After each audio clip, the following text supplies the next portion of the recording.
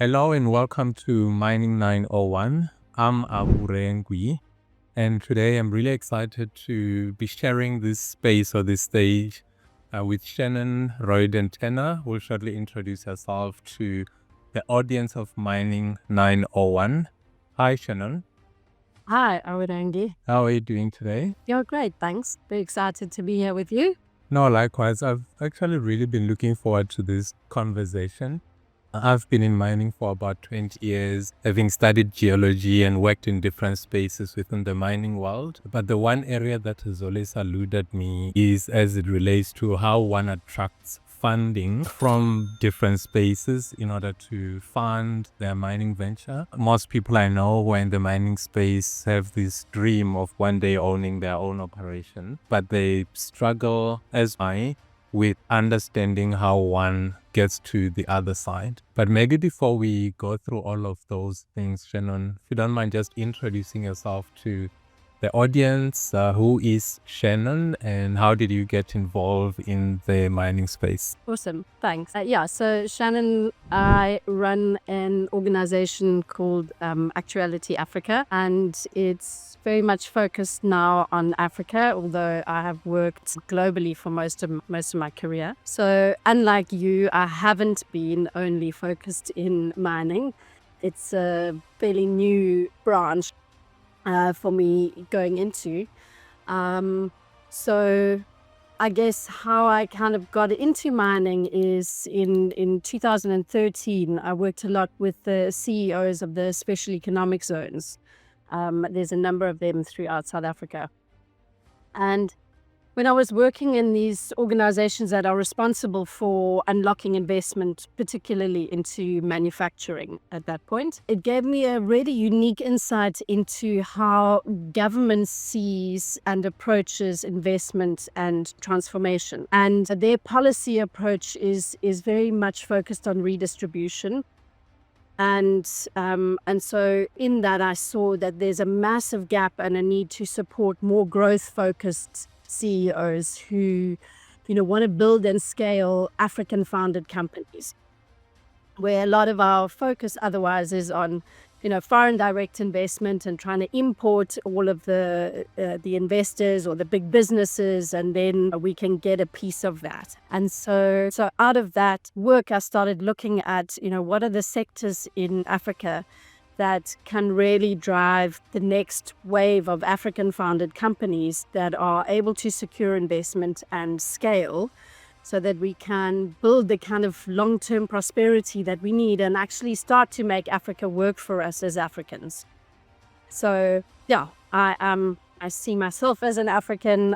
This is all I know. This is all I love. And so my work is really dedicated to, how do we make this work for ourselves? So that's how I ended up in mining. I guess I've kind of always specialized in high stakes sectors. In other words, sectors where there is high upfront capital investment that's required, where the obstacles in the way are fairly complex. In other words, there's a lot of stakeholders and a lot of volatility. So that's kind of my specialization in terms of working in complex environments.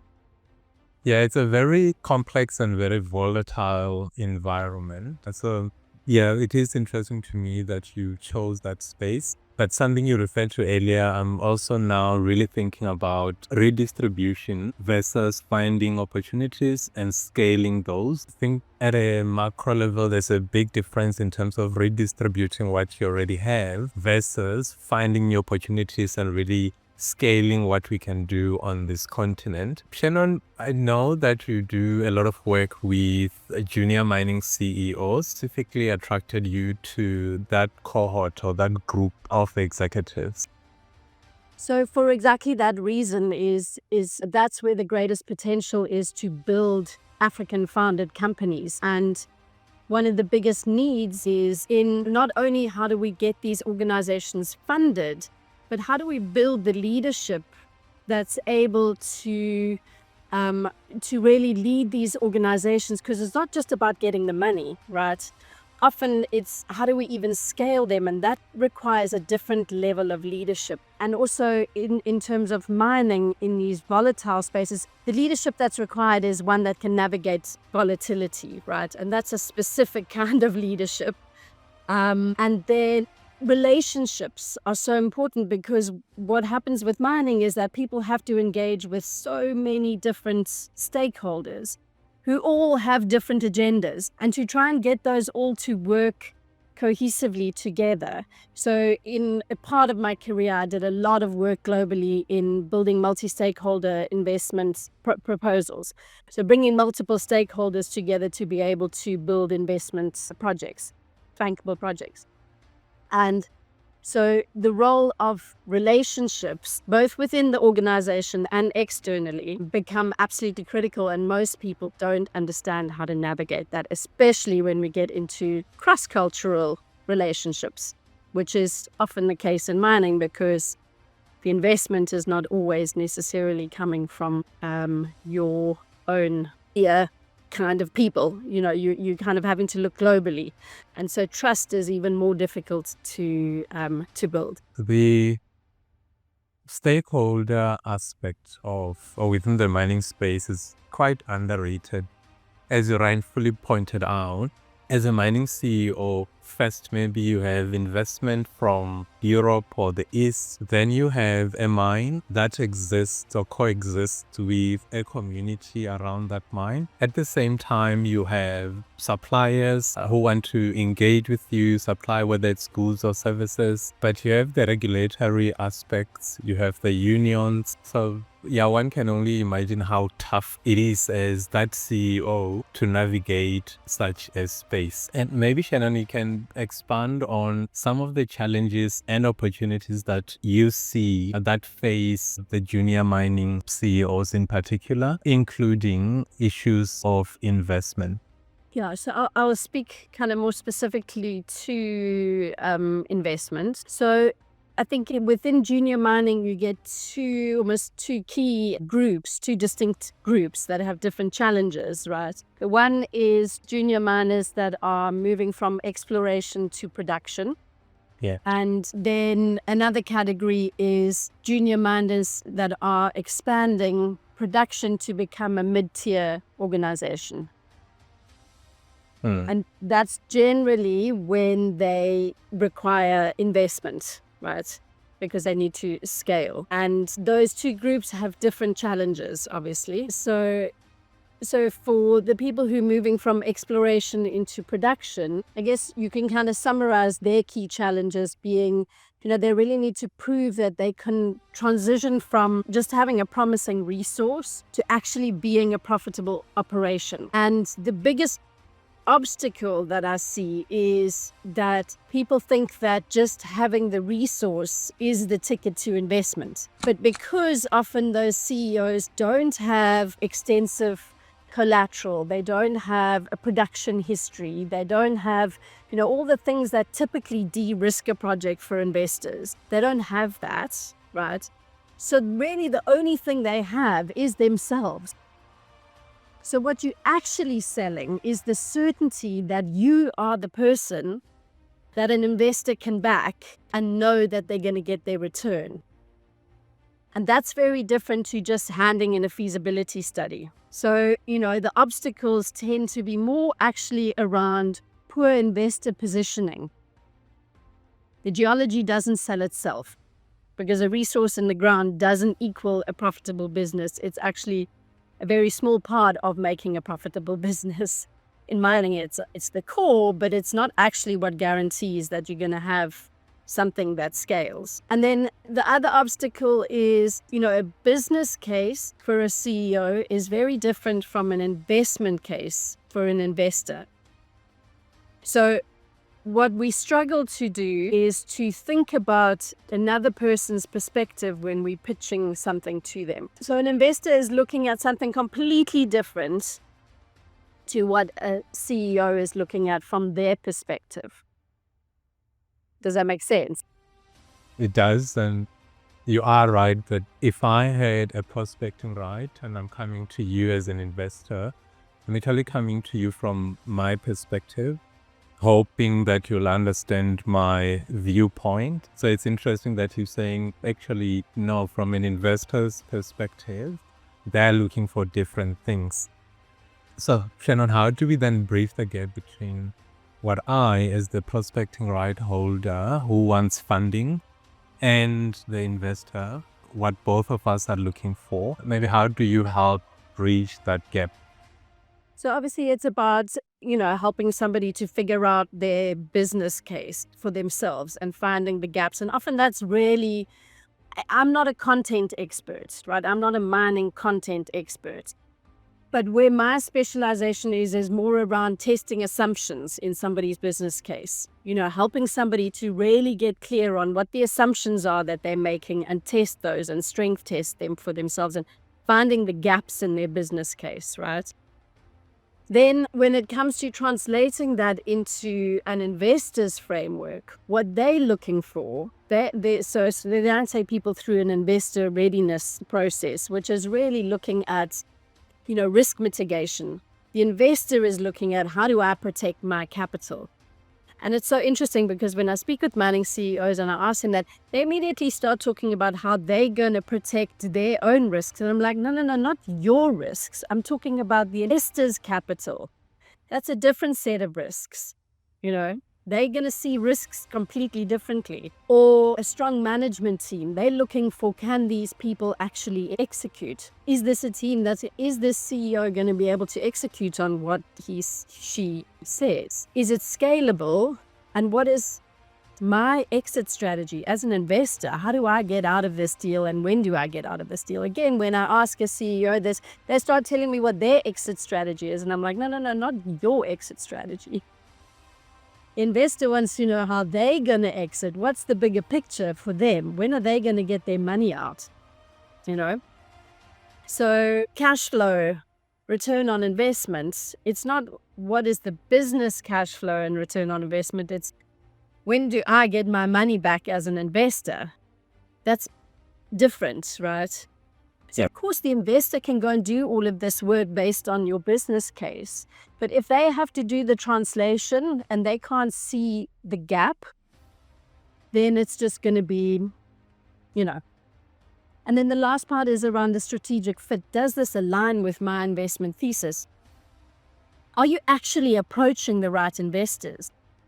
Now, how are you making decisions around which investors to approach at which stage of development? Because they're going to be very different investors that fits your profile. And are you just running around spraying at every investor, or are you just going to the people that you know, in other words, traditional kind of retail banks, because that's what you know? Are you really analyzing what that investor needs and wants and whether your project aligns with that to start with? So those are the kind of things that I take people through to try and bridge that gap. So as mentioned, I'm a geologist and I've decided it's time now I get my own prospecting right, and hopefully after some drilling, we can prove up the resource to get into a state where we can start applying for a mining right. Say that process goes well and I walk into your offices and say, I've got this mining right. I have absolutely no idea what to do. I've heard of the likes of the IDC, but beyond that, I have no idea where to go and what to do. When I walk into your office with that prospecting or mining right, what can I expect from your program? If you can just walk us through that. So, in essence, my focus is on 4 different areas, right? So the one is, let me start one step back. There's 2 parts and 2 focuses in my work. The one is investment alchemy, and the second one is growth alchemy. And so those address 2 different stages of development. One is about unlocking investment, and then the second one is a longer program, which is around supporting the CEO to make sure that investment actually delivers on the growth that they're seeking to, and doesn't just cause chaos, because not all money equals good growth, if that makes sense. It can also completely destabilize an organization and cause chaos, and everybody starts going in different directions and everybody gets burnout, and it can, relationships break down and there's confusion and the communication doesn't happen. So there's a different set of problems that process solves. So the investment alchemy is really about raising capital for large scale expansion. And like I said, there's two different focus areas. So if you were somebody who's just at the place of wanting to create a new mine, right? So you're not looking to transition into a mid-tier organization, then it would really be, obviously you've got to be able to meet the criteria of an investor, whether that's having your regulatory things in place, your feasibility study, proof that your geological proof that there are the resources and that they are available. So you need to have all of those tick box parts in place, right? What I help you with is really identifying who the right investors are for your stage of development, helping you make decisions about who to approach, building your ability to be resilient in the face of investors saying no. Right? It's heartbreaking when you're approaching investor after investor after investor and they're saying no. And how do you transform that into constant feedback about where your gaps are and where you need to adjust your strategy and where you need to build? So I support you through that process of being able to transform every no into the refinement of your case, which is easier said than done, right? When it's when it's something that's, especially when it has a financial implication, it can become very stressful to somebody. But of course, that is the CEO learning to deal with volatility. It's the same set of skills that you need in order to be able to scale up your ability to deal with volatility, right? Yeah. Because if you get completely swayed by outside opinions and are not able to just see it as information and feedback that you use to keep yourself on track, you're going to get completely, you'll lose your power as a leader, essentially, and it'll be harder and harder and harder to get investors to say yes, because you'll be operating with less and less certainty about your investments. So that's the one part around the leadership. Who are you being in relation to your investment? Then getting your investment, translating your business plan into an investment plan that speaks to investor language and finding where the gaps are in that. And then the other part that's critical is just skills in negotiating. So often what happens is that you're going to get a big gap in perceived power, right? Because you got to go and approach people who are seasoned negotiators. It's basically what they do, right? Investors, that's what they do.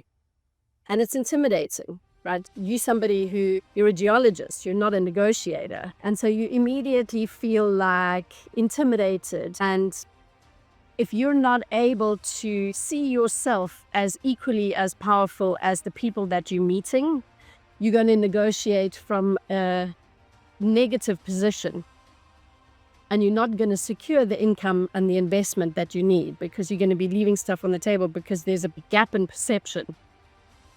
The other thing that happens in negotiations is that if you're not able to manage your emotions, so somebody says something to you that makes you feel small, for example, and suddenly puts you, you're like, oh my God, if you're suffering from some kind of imposter syndrome, let's say, which is quite common, right?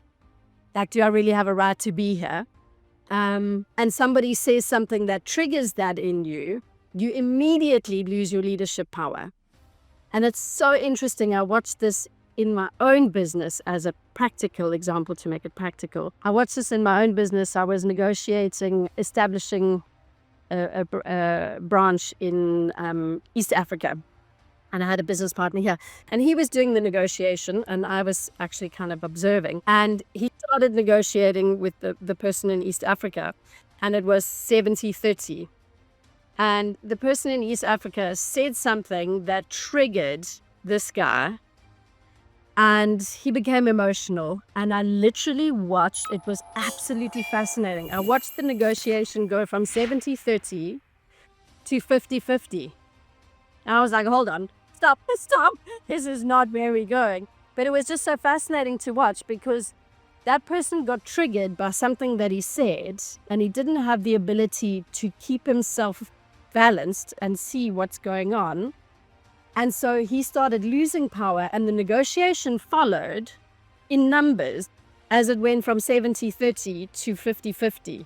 And the source of that was that he got triggered by something that that guy said that made him feel angry. And as that happened, he lost all of his leadership presence and he lost the negotiation. So being able to be present and not get emotionally triggered is, believe it or not, one of the most powerful things in a negotiation. And it's something that very few people teach. So that's the other part. And then there's also, you need to be able to prove that you can scale into a management and a leadership structure, and who you're going to bring on board, and how's your organization going to be structured, and how you're going to phase that in, how you're going to make sure that you get the right skills in place, because obviously there's also skills shortages in certain areas, how you're going to address that. There's all kinds of transformation issues, how you're going to address that. So how are you actually going to scale it from being either a 1, 2, 3 to a 50-person organization? You need to be able to demonstrate that with clarity when you're speaking to an investor, because that's what they're looking for. They're looking for that scalability.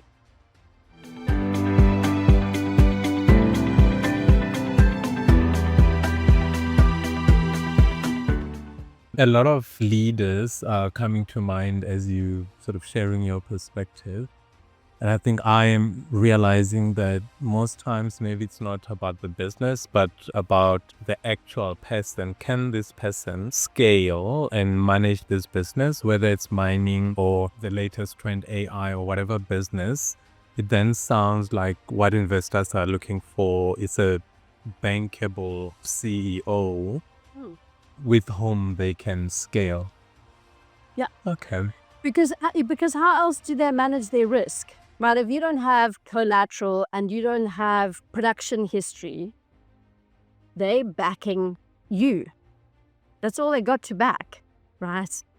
So that's about who you being, your ability to manage volatility, your vision. Can you see clearly all the steps that are needed from where you are to where you want to be? Can you actually, with certainty, answer every single question that somebody might ask you? Because if you can't, then I'm less likely to back you, because that's what I'm basically investing in. Yeah. And again, that's different for if you're a mid-tier moving into, if you're a junior moving into a mid-tier, it's not the same, because you're not dealing with a lack of production or collateral. You probably have those in place, but you're still going to be judged on your vision of where you wanting to take the organization. And if that's not clear, you likewise become less investable. What is the difference between a junior miner and a mid-tier? Maybe in simple terms, I'm understanding a mid-tier based on what you're saying is someone who's already running. Now they want to scale. Whereas a junior miner could be someone who just had a prospecting right and now they have one operation, as an example. But I'm not quite clear what the distinction is. If you can just help me understand that.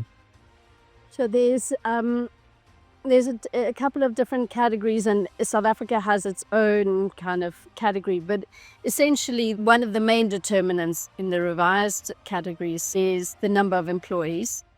So when it transitions into being 50 employees and above, then it becomes a mid-tier organization. It's obviously also dependent on, I think that's an easy categorization, right? And I think South Africa obviously uses that because then it works comfortably for their transformation BEE requirements. Based on number of people, then you have to have this number of people in different colors, right? But globally, it's, a lot around, the rands and cents, obviously, the dollars. How much does it make? What are the quantities of resources that you're producing? A number of employees would be one part of it. So those are the three main categories that determine what. So obviously a mid-tier, yes, it's the junior miners who already have an operation, possibly one. It may also be influenced by how many places, are you operating nationally and looking to scale into Africa, or are you just operating one mine? If you're looking to scale internationally or into Africa, you would probably be moving into the top tier. Mid-tier would be, I have one mine, one or two mines, and looking to scale those. Now that helps. Thank you. In the last 2 weeks or so, there was the annual mining indaba in Cape Town. A lot of issues, as they do every year, were discussed. I'm wondering, through an investment lens, Shannon, how you are looking at the mining sector currently. If you can maybe just give us a view of how you're seeing things currently, as well as how you see things maybe going into the next 5 years. From an investment perspective, are there patterns or trends that you are picking up? Yeah.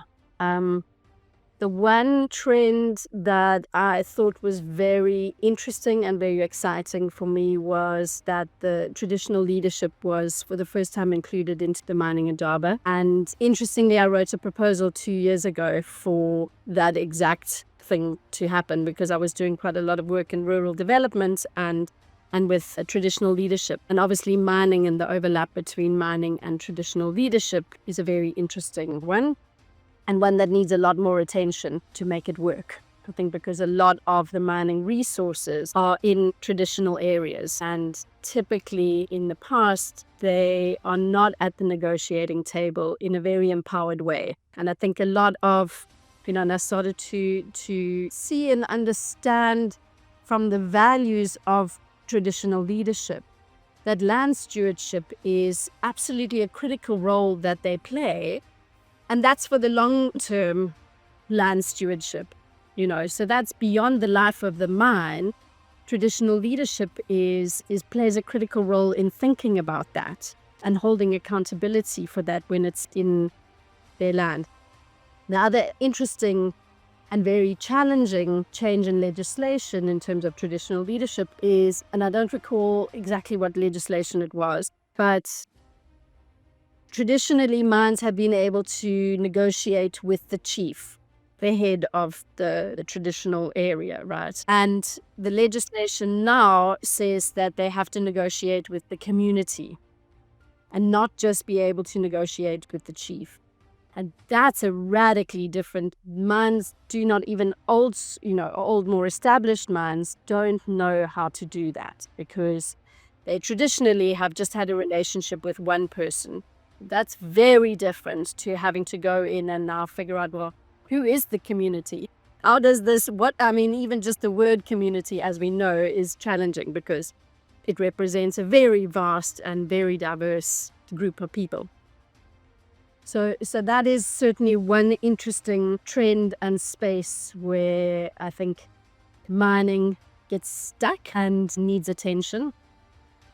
Obviously, and linked to that is the trend around ESG-driven investment. And this is an interesting space and a very contested space. I think that it is a space that is very much driven by an agenda that's not from within Africa.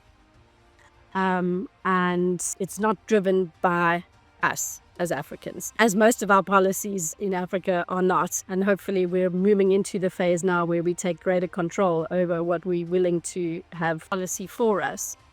But the predominant focus of ESG has been around carbon. And this is a political agenda versus a scientific agenda. And what I think is important for us as Africans is to really grapple with what ESG means for us, and to really challenge the carbon narrative and the climate narrative and not just take it at face value. Because there is a lot of value in ESG. So right now you'll see people like Trump kind of throwing out the ESG agenda because it's just completely linked to the whole climate and carbon issue. Yeah. But for Africa, where we have the let's call it the negative consequences of things like mining, where we have to deal with the pollution, we have to deal with the social implications of these things, and we have very real governance challenges. And so we need to grapple with these things from our own perspective and formulate a set of policies that really work for fixing our problems, which are much more immediate and located within a mining area, rather than, the billions that are being invested into very removed ideas from the reality of, does that make sense? No, 100%. And ESG, you are right, has become such a politicized matter. If you take, for instance, in Europe, ESG, they tend to lead with the environmental aspects, and you mentioned carbon. So it seems like in more developed nations or jurisdictions, the environment will take precedence. But when you're thinking about ESG from an African perspective, one could argue that the social aspects should take precedence. But that is not to say that we ignore the environmental issues, because ultimately an environment that is not conducive to the local community will lead to long-term issues that we could have prevented by taking better care of the environment. But there are, in my mind, nuances depending on where you are as it relates to ESG. The other interesting thing for me, if you look at American politics, is you elect a Republican leader, you do away with ESG, 4 years later you elect a Democratic leader, you bring back ESG, you sign up to the Paris Agreement and other spaces. That trend for me has been quite unfortunate, and hopefully with time we'll move beyond that, where we'll start having a bit of continuity. And I think, just to touch on what you said, we have to see those things as integrated. It's not environment or social or governance, right? It's a problem-solving matrix that solves for all of those things. So when you realize that water pollution is an economic opportunity for the local community, and you can design systems that actually have value capture out of nutrient recovery from polluted water, that's interesting, right? So actually the polluted water of mines can create nutrient recovery systems that generate an economic benefit for communities. That's the design of a different system, but it requires a more systemic approach to how we think about ESG. And it's not just about investing in a local school, because that's not going to change. It is and I'm not against investing in a local school, but it would be, for me, more direct around, are you investing in a way that's actually going to skill people into what you need as a mining? And what do you need? What is the skills gap? And are you actively, doing that? So also trying to bring these kind of what have been quite abstract and dislocated corporate social responsibility and investment kind of strategies, where I'm just going to give some money to that school, into actually what do we need to develop for this mine to be successful long term, and therefore what do we need in this local area, and how do we invest into that? Whether it's even post the mining, when you set up a mine, you need to think about post mining and invest into things that are going to drive that, rather than just something that's disconnected to what your mission is. And the closer that ESG investing is to your mission, the more likely it's going to be successful, because it's integrated. So it's constantly about trying to integrate and get strategic alignment between things that are right now kind of quite disparate. And ESG not as a tick box. I'm talking about ESG as a problem solving, how do we solve a problem in the future using that? So I work more with a problem solving ESG framework than a regulatory, how do we meet a bunch of tick box regulations? That's not my kind of speciality. Yeah, what we've done is essentially given a very good definition of sustainability. Personally, The acronym ESG for me, I found, because one, it's political, to the financiers tend to use it differently. I have found that it has not been as useful as was intended, but the concept of sustainability has remained true, even beyond ESG. So what you've described now for me is really what sustainability should be about. Yes, your life of mine may be 20 years, but sustainability should mean, after the 20 years, have I created a diverse economy within this community, where the dependence of my community on the mine over time has shrunk because there are other economic activities that they are engaged in that you contributed in setting up. So thank you for that, such a wonderful description of sustainability. And I think also, can I add, because I think there's a critical piece in that, it's not just am I contributing, but am I also holding stakeholders responsible for their roles? Because it can often become kind of dependent on the mine, and it's like, no, your future is not dependent on me. I can work with you, but you have to take responsibility for your future and participate and play your role. So it needs to move from a kind of a codependent relationship into a empowered relationship, where everybody is clear on what their role is at what point along the journey of, this whole thing, and then make sure that everybody is invested for that. Yeah, I quite like that. Otherwise, if you don't deal with the codependency, the day the mine shuts down, that's the beginning of a long journey towards poverty, because you've not taken enough responsibility in co-creating something that is or has some economic value. Shannon, I'm sure there are people who watch this episode and want to get hold of you, or at least get in touch to be assisted, whether in the conversion of a prospecting right into a mining right, or moving from being a small-scale miner or junior miner to mid-tier. How can people find you? How do we get hold of Shannon? So the best way of getting hold of me is probably via LinkedIn. If you just go to my profile there, you will also get a lot of resources there, and you can just message me directly in LinkedIn is probably the easiest way, and I'll respond straight away. And so like I mentioned earlier, there's two different ways that I work with people: either the investment alchemy program, which is really about unlocking investments, and that's a one-to-one program, so working with the CEO to do that.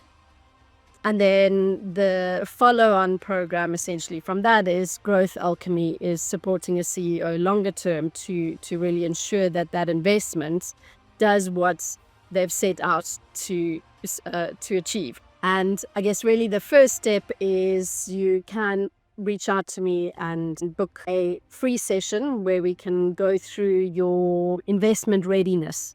So I take you through some of those steps to just help you to see where your immediate gap is, and help you to have a small breakthrough in your investment readiness right away so that you can move forward. And that kind of gives you the experience of what it's like to work with me, and then see whether it's something that you would like to pursue going forward. Great, Shannon. I've really enjoyed this. Just starting from understanding how you got into the mining space, but you also gave us a really good perspective on how a mining CEO needs to think about the world, that it's not only your viewpoint, but it's also about the viewpoint of the investor. I particularly enjoyed you giving us a breakdown of how one can attract funding, because it's a question that most people who want to get into the mining space have and will continue to have. And hopefully this episode has contributed somewhat in providing or enlightening those that are interested.